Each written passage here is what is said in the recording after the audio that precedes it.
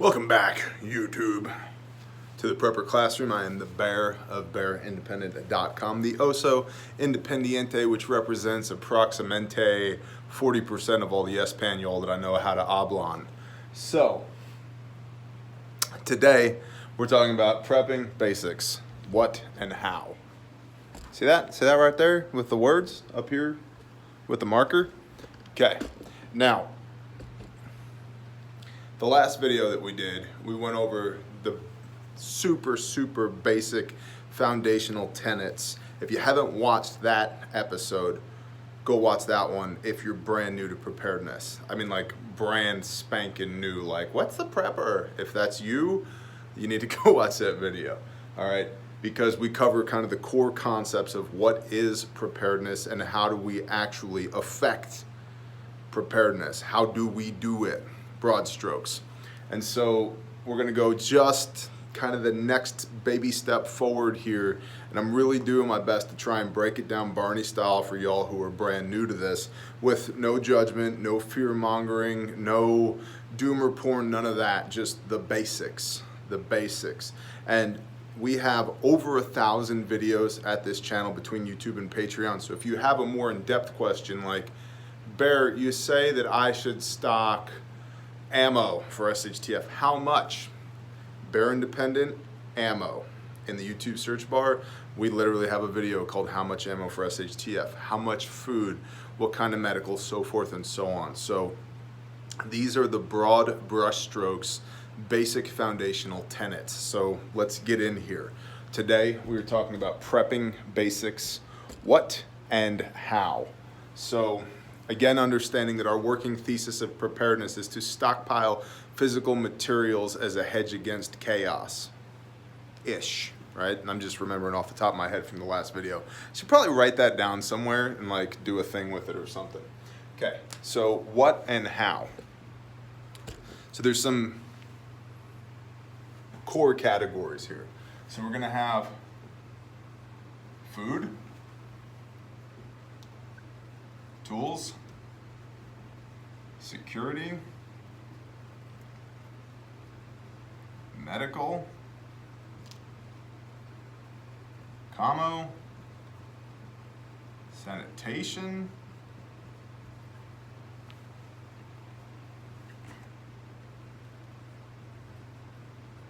mobility.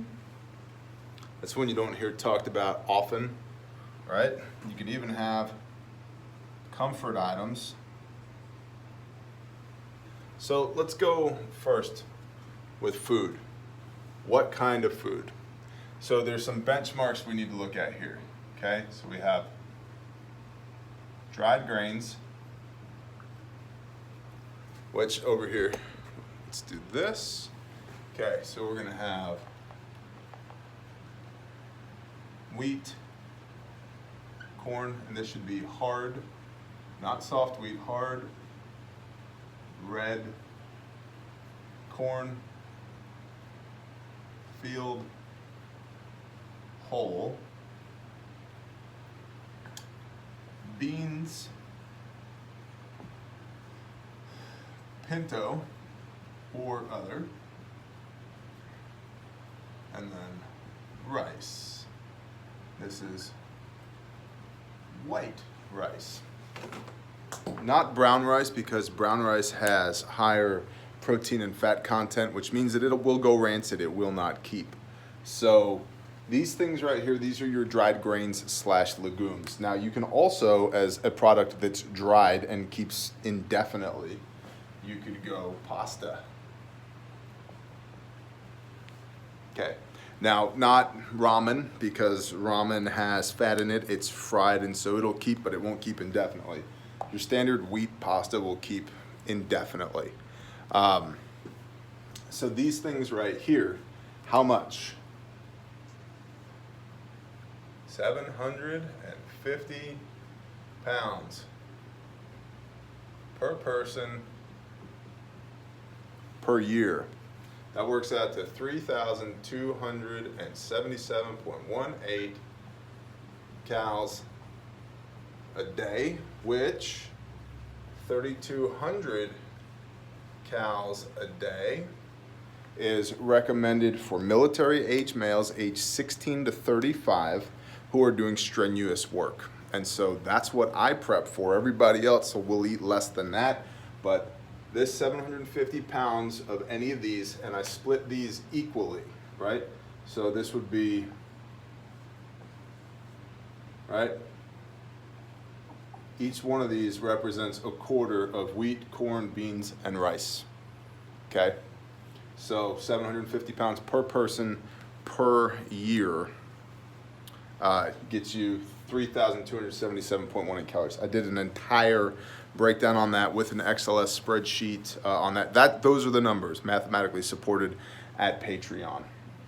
Okay, so food, right? That's what you're going to be looking at there. And listen, I realize 750 is a lot. Start small. Start small. Get a month, get 3 months, get 6 months, get 12 months worth of stuff. And then we also have shelf stable. Shelf stable.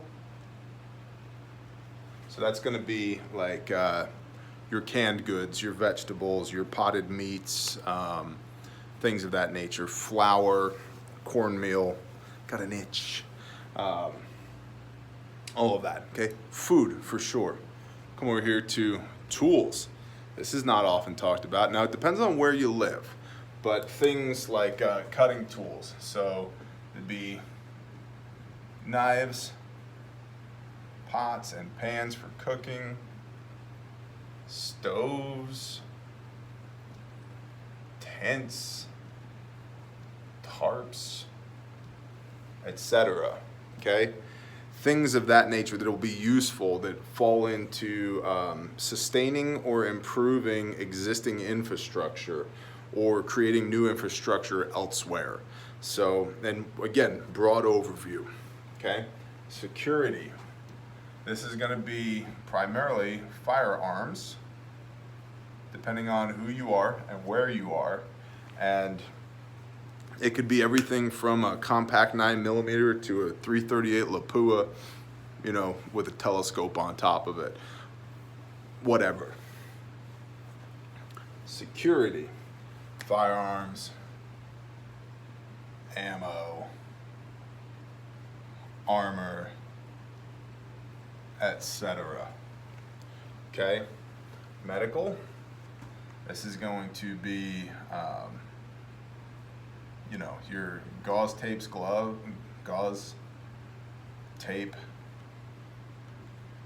gloves, but also things like prescriptions and antibiotics. You can get fish antibiotics. You should consider getting fish antibiotics. It's the same thing. It just has a little fishy on the package and it doesn't cost near as much. Commo. These are your radios and other.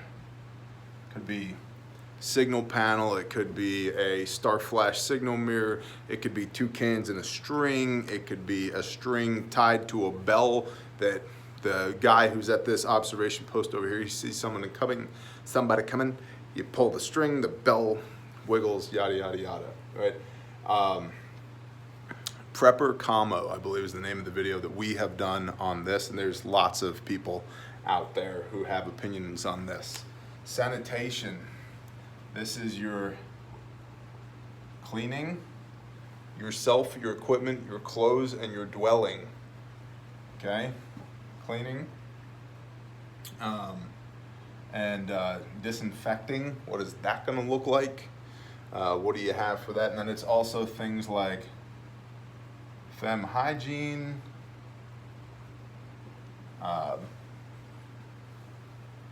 let your imagination run with that.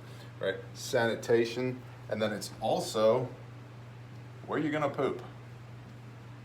That is a terrible O. We have videos on that as well, but these are the things you want to be considering. Mobility, vehicle, and is it well maintained? Are the tires good? Is the oil recently changed? Does it need a tune-up? Does it run? Do all the people in your group, your crew, your tribe, do they all fit in that one vehicle, or do we have more than one vehicle required every time we have to move? And does it run on diesel or gasoline, or petrol, as they say? And how much of that do you have stored up? What's your range? Do you know where you're going? Now we're getting to a bug out plan, which we'll talk about in a later episode. But things like your vehicle, and also remember this, all systems ultimately degrade into a man-portable system.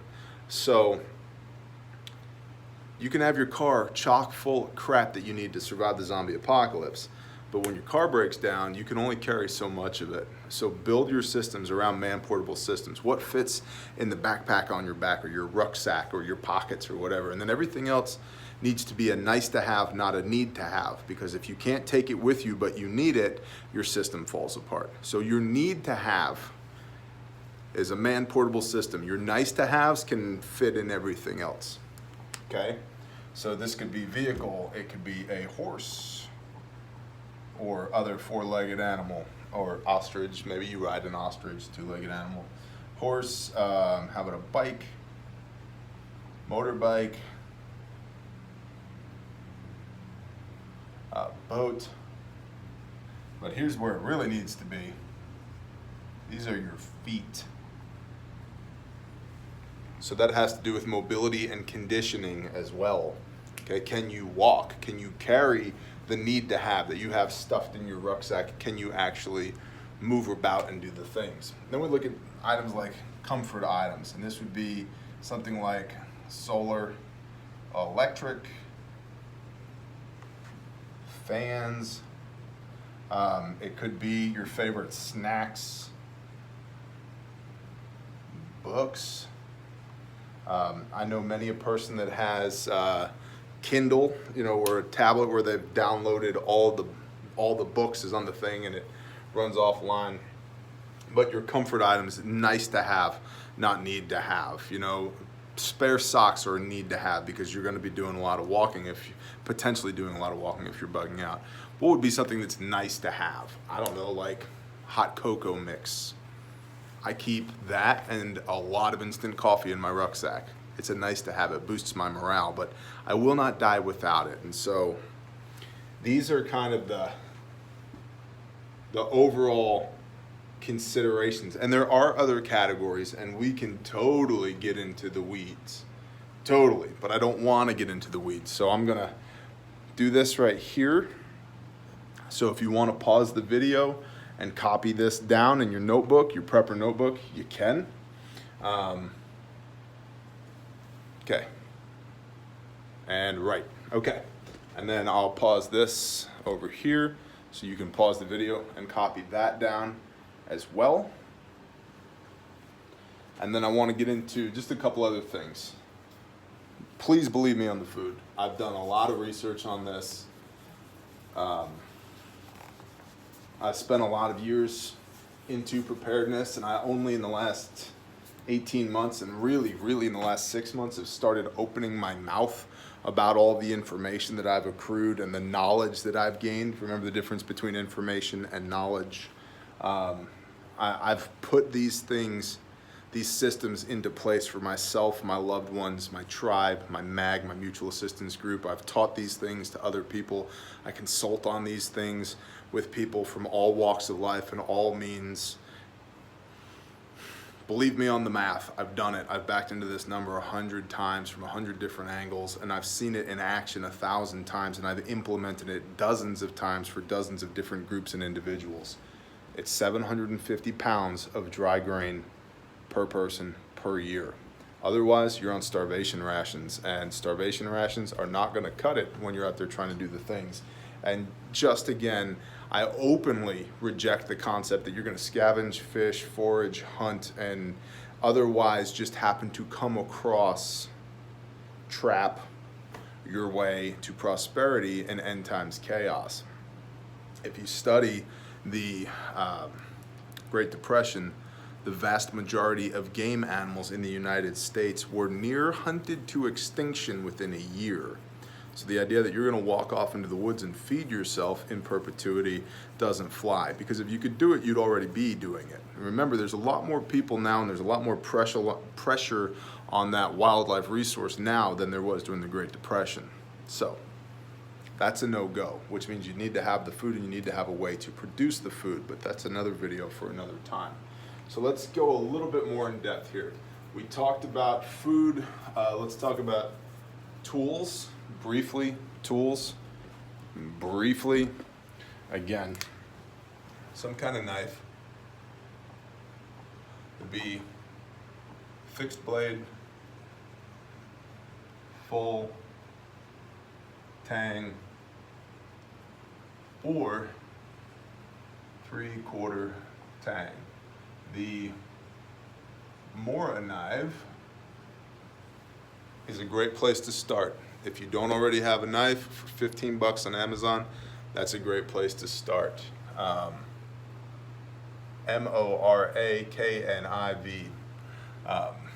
Okay? Your knife is the number one way you interact with your environment. It's your number one tool outside of your hands. Okay?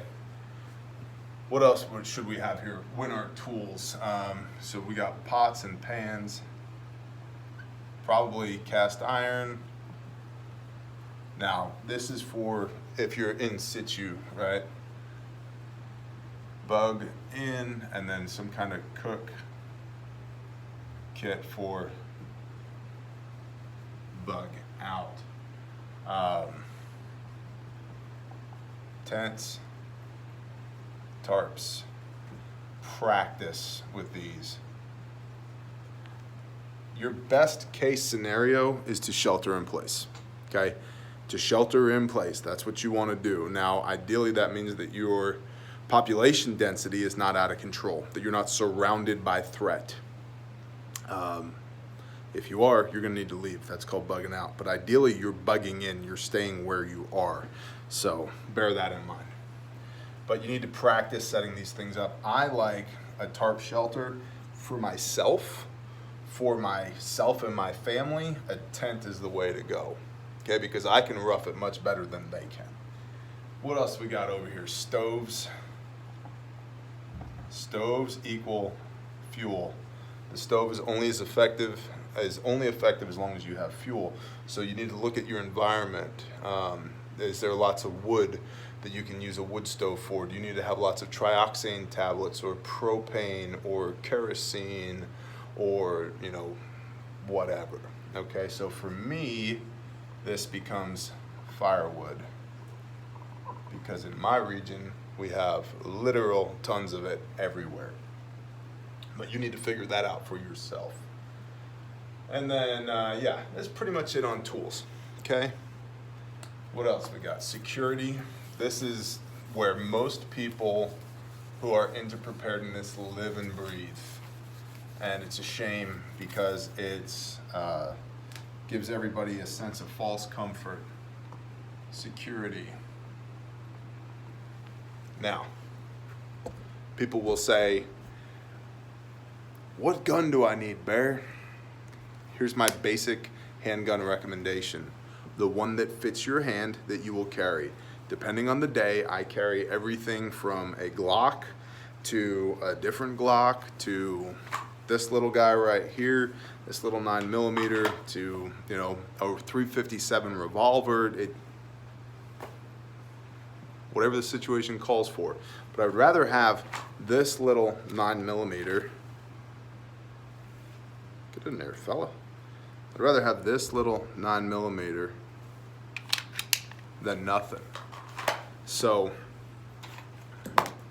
my shoulders is too big. The gun that fits your hands that you will carry, right? Same recommendation for women. Hey, Bear, what gun should I get? Go to the store, pick up every single gun that you think you might even be interested in, and find the one that fits your hands. Now, note for this gun, it barely fits my hands. See, if this wasn't here, we would have a problem. But it does just barely fit my hands. But it also fits my wife's hands real well. Okay, so a pistol that'll fit your hands. This is just to get started.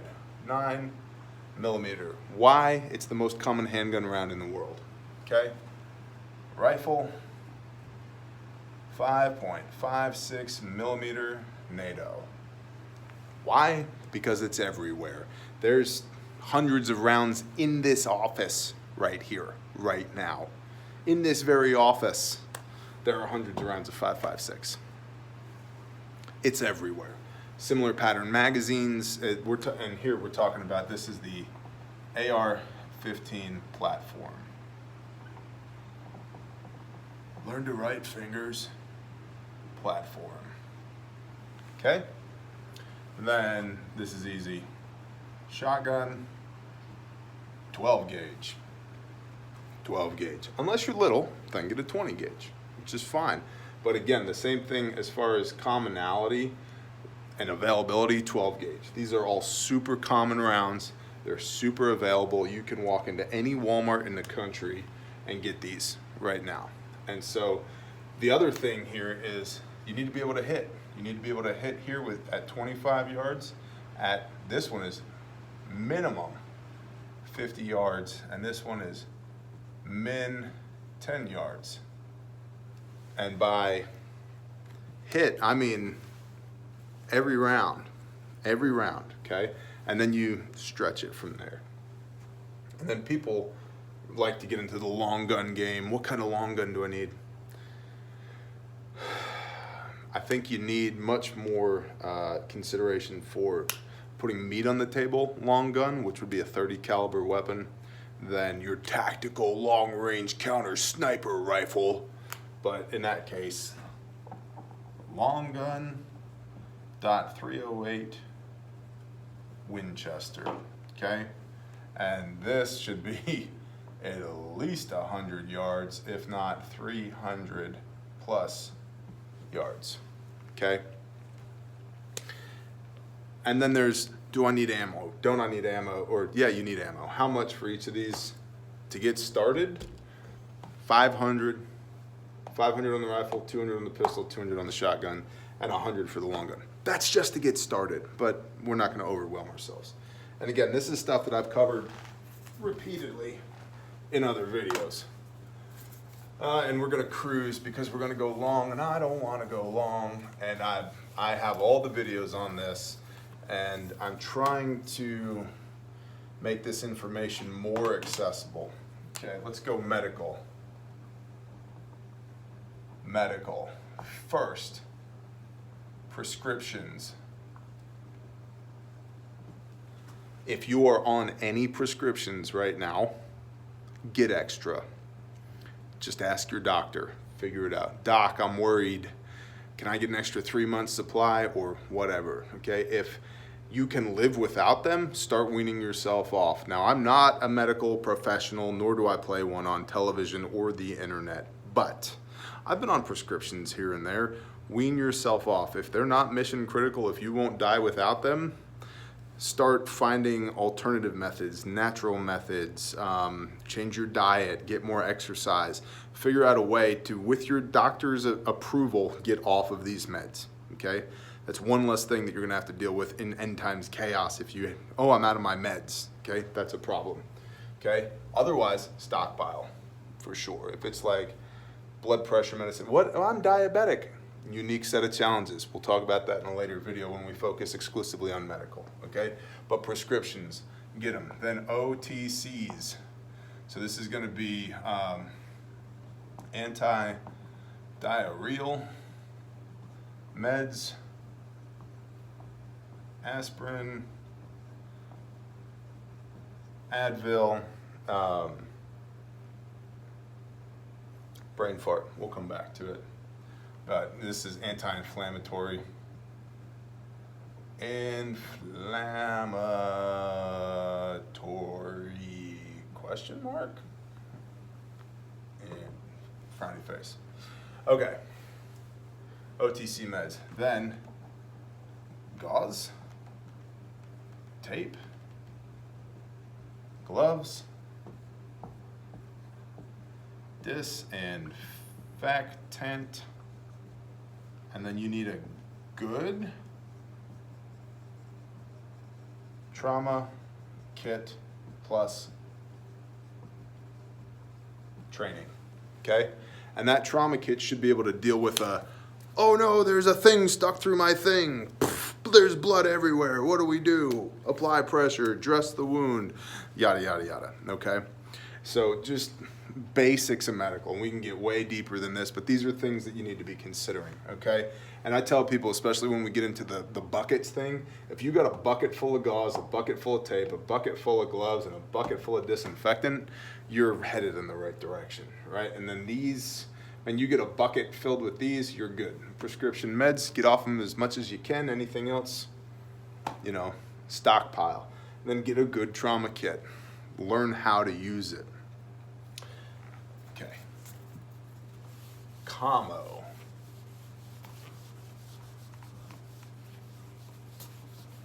Commo's pretty quick. Commo. Ham radio, baby. Baofeng UV5R or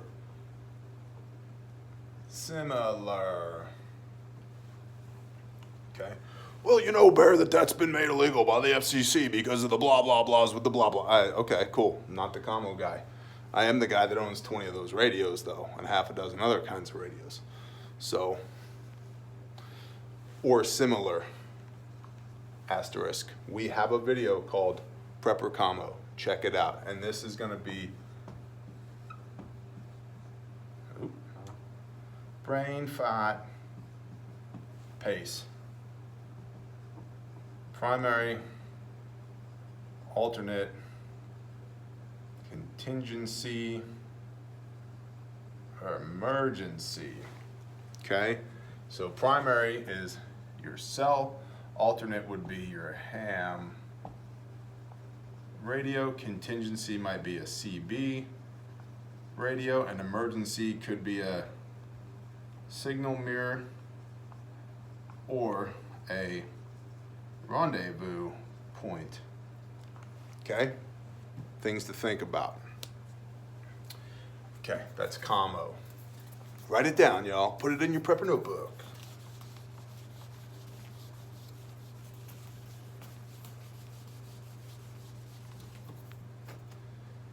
Sanitation. Sanitation. We want bleach. Yes, I know it has a shelf life. It's $2 a gallon. We want bleach. We want TP. We want to know, where are we gonna poo? Composting toilets. Research it. Okay. We want, and then we got over here, TP, soap, stockpile. Yes, you can make soap. You're going to be busy doing lots of other things too. I don't know if you want to be making soap. If you want to make soap, make soap. Soap, right? Laundry. And even soap, right? Bath. Where? How? Okay? Start thinking these questions. Same thing with laundry. Where? How? Okay? Humanure. Humanure. Check that out. Okay? For real. Research that. Disinfectant. Disinfectant. Okay, this could be alcohol, not the kind you drink, the kind that makes you go blind. So these are just considerations as far as sanitation is concerned. Pause the video, jot all that down, okay? Chugga, chugga, chugga, chugga, chugga, chugga, chugga, chugga. Eraser song. All right, mobility. Mobility vehicle. Tires. Road hazard kit, jack, and lug wrench. A lot of vehicles these days don't have a jack, don't have a lug wrench, don't have a spare lug wrench. Gosh, my handwriting's terrible. Spare. Do you have one? Does the lug wrench fit the lugs, the lug nuts? Is there a jack in the car? Right? Make sure. Operating optimally, meaning if it's in disrepair, get your vehicle repaired, because this is ideally what we want to have moving the things. Okay, and then we're looking at like bike, motorbike. All of this still plays, plus payload. You're not moving a family of 5 on a dirt bike, okay? Things to think about. Horse. Okay, I got a horse. How about a wagon? Okay, I got a horse and a wagon. Does the wagon have all of these things? Okay, you see what I'm talking about here? We need to take these things to the nth degree, layers upon layers upon layers. Look for what the critical failure points are and then do your best to mitigate those critical failures. Boat. You know what BOAT stands for. Bust out another 1,000, because it's all of these things. Operating optimally, okay? And then hashtag go feet. Your feet is your primary means of moving about the world, says me, if and when the system fails. Now, hopefully it doesn't fail, but we're not operating within the realm of hopefully here. We're looking eyes wide open, no fear. What can we do? So feet is going to play into one of our 10 C's, our bonus C. It's actually our 11th, which is conditioning. I think that's spelled wrong, but whatever. Conditioning, okay? You gotta be able to move around. And then lastly, we'll look at things like comfort.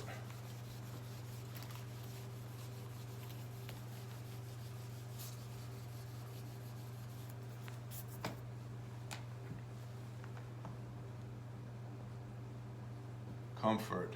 So here we have morale, esprit, decor. Okay, this is, morale is you.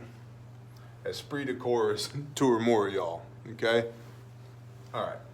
But what could that be? I mean, that could be hot chocolate. I have several clients who have children who are on the spectrum, and they will only eat certain things. Well, you're going to be very uncomfortable if your child hasn't eaten in 3 weeks, because we don't have the food that that child eats. So it would be very comforting to you if you knew that, for example, my child only eats, well, one brother, you're out there, man, pizza. Like, he'll only eat pizza. Okay, let's figure out how to make pizza. When the world goes to hell in a handbasket, how do we still make pizza? And they have. They reversed engineered it. And that seems ridiculous, but if that's all your son will eat, literally not like he's a spoiled brat, like he's on the spectrum and he only eats when it's pizza, and we want to keep him alive, so we need to reverse engineer a way to make pizza. Boom. That will bring you comfort. But then also things like hot chocolate, alcohol.